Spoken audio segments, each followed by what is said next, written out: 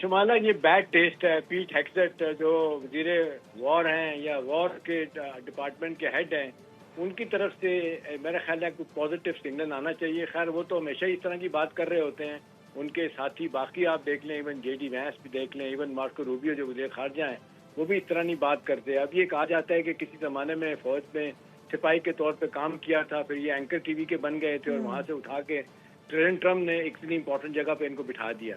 اب وہ کس کے لائق ہیں یا نہیں ہم نہیں کہتے, ان کے مخالفین کہتے ہیں وہ اس کے لائق نہیں ہیں. سفارتی میدان میں اس طرح کی گفتگو نہیں ہوتی جس طرح کی وہ گفتگو کر رہے ہیں. اور پھر دیکھیں شمالہ, ہر چیز کی ایک ٹائمنگ ہوتی ہے.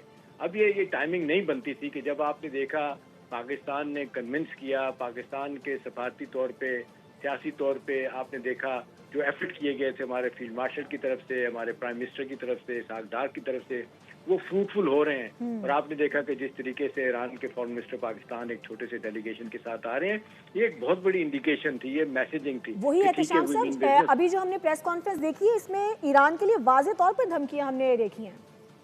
دیکھیں نا, اس دفعہ پریزیڈنٹ ٹرمپ نے خود دھمکی نہیں دی تو ان سے دھمکی دلوا دی. دیکھیں یہ کسی طور پہ قطعی طور پہ کوئی اس کو ایکسیپٹ نہیں کرے گا. یہ جس کو کہتے ہیں کہ سفارتی زبان استعمال ہونی چاہیے. سفارتکاری میں وہ کہتے ہیں ڈپلومیسی کے ذریعے آپ اپنے اہداف حاصل کرتے ہیں, اور جب آپ پبلک ڈپلومیسی میں چلے جاتے ہیں تو پھر اس طرح بات نہیں بنتی, معاملات خراب ہوتے ہیں. لیکن پھر بھی جو بہت سارے لوگ سمجھتے ہیں, تجزیہ کار ہیں, امریکہ میں جو لوگ بیٹھے ہوئے ہیں, انہوں نے بھی بڑی حد تک سکھ کا سانس لیا ہے کہ یہ جو بریک ڈاؤن ہو گیا تھا, یہ لگ رہا تھا کہ شاید اب یہ بات چیت نہیں ہوگی. یہ دوسرا راؤنڈ جو ہونا تھا جس کے لیے سب تیاریاں مکمل ہیں, سب چیزیں تیار ہیں, جس کو کہتے ہیں سین سیٹ ہو چکا ہے, میز لگ چکی ہے, جس جگہ بیٹھنا ہے. اب دونوں طرف کے اطراف سے یہ سگنلنگ میسیجنگ کی گئی تھی کہ ہم آئیں گے. پھر آپ نے دیکھا آبنائے ہرمز کے معاملے پہ معاملات خراب ہوئے, پریزیڈنٹ ٹرمپ نے اس پہ نیول بلاکیڈ لگایا, نتیجتاً چیزیں اور خراب ہوتی چلی گئیں. تو میرا خیال ہے یہ بہت ہی اچھا, میں تو اسے کہوں گا کہ میسیج ہے راکچی صاحب کی طرف سے. اور یہ جو بار بار آ رہا تھا کہ جی ایران میں بہت زیادہ پاور سینٹرز ہیں, اور یہ جو ماڈریٹرز ہیں جن میں راکچی صاحب بھی ہیں اور مسعود پشکیان, ان کی بات نہیں سنی جاتی. پاسداران انقلاب, نیشنل سیکورٹی اور انبیاء اتھارٹی جہاں پہ بیٹھتے ہیں سپریم لیڈر, وہی اصل فیصلے کرتے ہیں. تو میرا خیال ہے اب وقت آ گیا ہے کہ ایرانیوں کو بھی بات سمجھ آ رہی ہے کہ بہت زیادہ اگر وقت گزر گیا تو شاید ان کے ہاتھ میں کچھ نہیں آئے گا. لیکن یہ کریٹیکل مومنٹس ہیں, یہ وہ ٹائم ہے جس پہ آپ کو اپنی سچویشن کو, اپنے نقطہ نظر کو تھوڑا سا ریویو کرنا پڑتا ہے.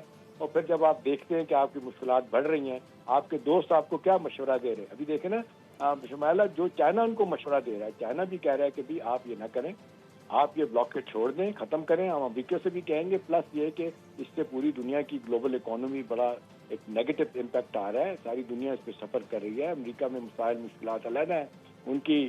آپ دیکھ لیں جو وہ ایگریکلچر کمیونٹی ہے, وہاں پہ آپ دیکھ لیں کہ وہاں پہ احتشام صاحب قطع کلامی کی معذرت, لیکن کیا آپ سمجھتے ہیں کہ چائنا مشورہ دے رہا ہے یا آپ سمجھتے ہیں کہ اصرار کر رہا ہے دونوں جانب؟ دیکھیں چائنا کا مشورہ کہیں, اصرار کہیں یا دباؤ کہیں, میں تو یہ کہوں گا کہ ان کا لیوریج تو بہت زیادہ ہے. لیکن چائنا جس طریقے سے آپ دیکھ لیں, اب 81% تیل ان کا آبنائے ہرمز سے آتا ہے, ایران سے وہ خریدتے ہیں. ان کو یہ بھی ساتھ ساتھ کچھ خبریں آ رہی ہیں کہ ان کو یہ بھی کہہ رہے ہیں کہ آبنائے ہرمز بند ہونے سے ہم تیل جو نہیں ہمارا جہاں سے جا رہا تو ہم کوئی دوسرے اور ایونیو تلاش کریں گے کہ کسی اور جگہ سے ہمیں تیل ملے. بھلے اس میں لاجسٹک کے مسائل ہوں گے, انشورنس کاسٹ بڑھ جائے گی, فریٹ کاسٹ بڑھ جائے گی, لیکن آپ دیکھ لیں کہ ان کی تو اکانومی سفر کر رہی ہے. 8% گروتھ ریٹ طے کیا تھا موجودہ سال کا, اور مارچ کے مہینے میں 2.7% گروتھ ان کا ہے, جو بہت کم ہے. نتیجتاً ان کے لیے مشکلات پیدا ہو رہی ہیں. پچھلے ایک سال کے ایک ماہ میں غالباً مئی کے مہینے میں 10 لاکھ گاڑیاں ایک مہینے میں انہوں نے بنائی تھی, چائنا نے پوری دنیا کو بھیجی تھی. تو ان کی اکانومی کا تو بنیادی مسئلہ ہی ان کا یہ ہے کہ جہاں ان کے پاس بہت ساری چیزیں ہیں, ان کے پاس زیر سے میٹل ہے لیکن ان کے پاس تیل نہیں ہے. نتیجتاً تیل امپورٹ کرتے ہیں. ایران کے ساتھ ان کی سینرجی بڑے عرصے سے بنی ہوئی ہے. نتیجتاً اب ان کا پرابلم تو یہ ہے, کچھ لوگ تو کہتے ہیں یہ اصل جنگ یہ نہیں, جنگ تو امریکہ چین کے خلاف کر رہا ہے. وینزویلا سے ان کا 70-75% تیل آتا تھا, وہ ٹوٹل رک گیا ہے. اب یہاں سے ان کا تیل اگر رک جاتا ہے تو اکانومی کا پہیہ بڑے برے طریقے سے چائنا کا وہ ہرٹ ہوگا. تو نتیجتاً وہ بھی ان کو کہہ رہے ہیں کہ آپ اس کو چھوڑ دیں اور اپنے رویے میں نرمی اختیار. اور یہ ضروری نہیں کہ پریزیڈنٹ ٹرمپ اگر سخت بیان دیتے ہیں تو آپ نے بھی اس کا جواب دینا ہے. بات چیت بجائے اس کے پبلک ڈپلومیسی میں جائیں, آپ میڈیا کے ذریعے بات چیت کریں, آپ آ جائیں مذاکرات کی ٹیبل پہ بیٹھ کے بات کریں گے تو شاید آپ کے لیے بہت آسانیاں ہوگی. تو یہاں پہ بھی اب سینس جو شمالہ پریویل کر رہی ہے اسلام آباد میں وہ یہی ہے کہ لوگ یہی کہہ رہے ہیں کہ اب جو اطلاعات آ رہی ہیں، جو میری انفارمیشن بھی یہی ہے کہ امریکن ڈیلیگیشن بھی جو ہے نا اس کے آنے کے امکانات بڑھ گئے ہیں، وہ بھی کسی وقت وہاں سے چل سکتا ہے، آ سکتا ہے، جس کے چانسز زیادہ ہیں۔ اس کا مطلب ہے پھر کم از کم انگیجمنٹ تو ہو جائے گی۔ جب آپ بیٹھ جائیں گے، بات چیت کریں گے تو نتیجتاً آپ جو اختلافی معاملات ہیں ان پہ آپ بحث کریں گے۔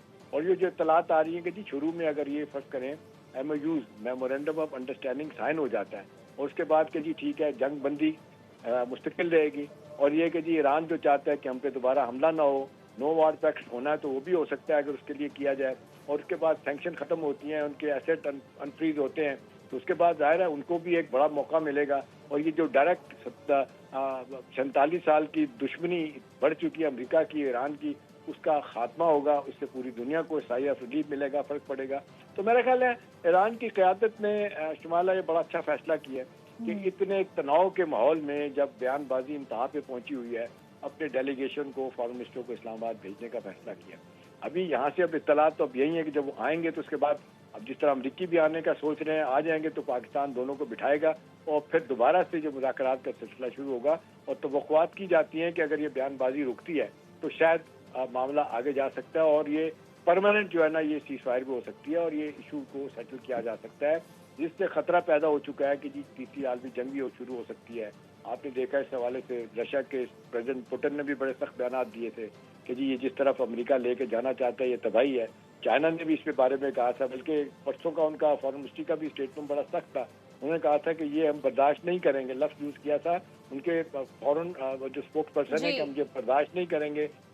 احتشام صاحب آپ ہمارے ساتھ لائن پر ہی موجود رہیے۔ سینئر اینکر پرسن عادل عباسی بھی ہمارے ساتھ اس وقت لائن پر موجود ہے۔ عادل عباسی صاحب کیا کہیں گے آپ، امریکہ کی جانب سے جو ہارش اسٹیٹمنٹ سامنے آ رہی ہیں، مذاکرات ایسے میں کیسے ہو سکتے ہیں؟ دیکھیے مذاکرات تو ایسے میں ہی ہوتے ہیں جب سچویشن ٹینس ہوتی ہے، سچویشن کمپلیکس ہوتی ہے، تبھی تو ڈائلاگ کی سب سے زیادہ ضرورت ہوتی ہے۔ اور جب ایک جنگ ہوتی ہو اور جنگ کے بعد ڈائلاگ کا پروسیس چل رہا ہو تو ہم دیکھتے ہیں کہ یہ پروسیس پرولونگ بھی ہوتے ہیں اور اس سے کمپلیکیشنز بھی آتی ہیں۔ میں تو خیر پہلے دن سے ان لوگوں میں سے ہوں جو میں کہہ رہا تھا کہ اس چیز پہ تھوڑا سا وقت لگ سکتا ہے، ڈائلاگ ٹائم لیتا ہے، ڈپلومیسی میں بہت سارے اتار چڑھاؤ آتے ہیں ہوتی ہے۔ جب بہت زیادہ لوگ بہت زیادہ آپٹیمسٹک ہوئے ہوئے تھے اور بہت زیادہ یہ کہہ رہے تھے کہ بس شاید پہلی ملاقات میں یہ سب کچھ ہو جائے گا، تو میں اس وقت بھی یہ کہہ رہا تھا کہ ہو سکتا ہے پہلی میں ہو سکتا ہے دوسری میں ہو سکتا ہے تیسری میں ہو سکتا ہے اور کئی ملاقاتیں ہوں، کیونکہ ہر کنٹری اپنا انٹرسٹ پروٹیکٹ کرتی ہے۔ ڈائلاگ میں بھی یہی ہوتا ہے، پوزیشن آف اسٹرینتھ سے بات کرنے کی قومیں کوشش کر رہی ہے۔ تو جو اس وقت کی سچویشن ہے اس کو بہت کیئرفلی اینالائز کرنے کی ضرورت ہے۔ ایک